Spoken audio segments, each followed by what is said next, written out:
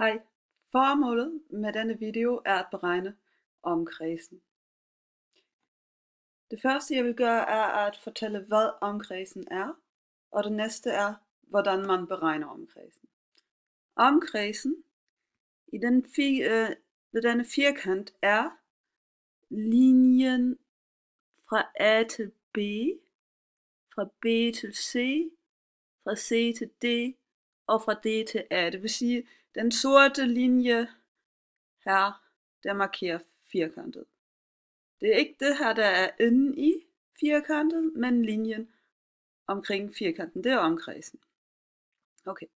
Man beregner en omkreds ved, at man plusser længderne på alle sider.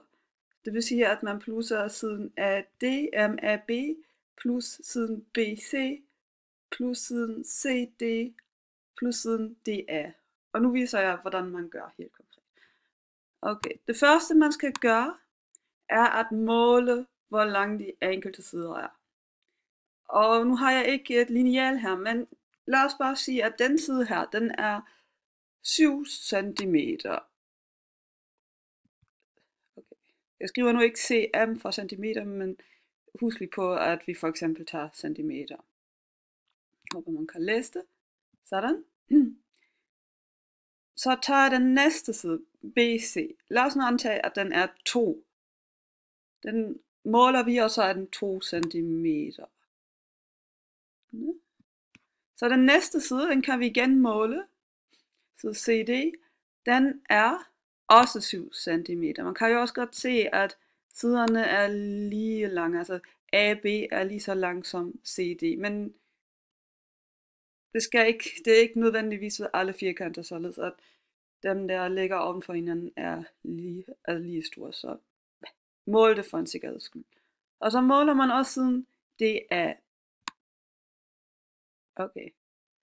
Og den er også 2 cm. Det vi så gør, er at plusse alle 4 sider. Det vil sige, at vi tager den første side, her, den her, sætter lige sådan ind. Det var 7 cm.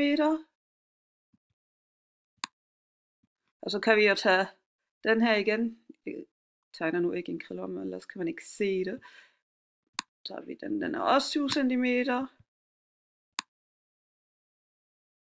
Så tager vi, jeg sætter lige et kryds over, så vi kan se, at vi har den her allerede. Så tager vi de 2 cm, for eksempel på den side.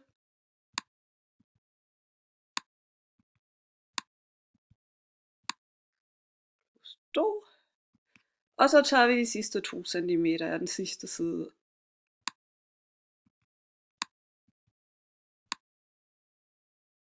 Sådan.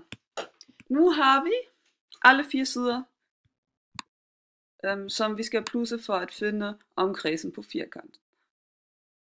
Okay, så vi regner på det. 7 plus 7 er 14, plus 2 er 16, plus 2 er 18. Så det vil sige, at omkredsen af denne firkant er 18. Og så har man resultatet.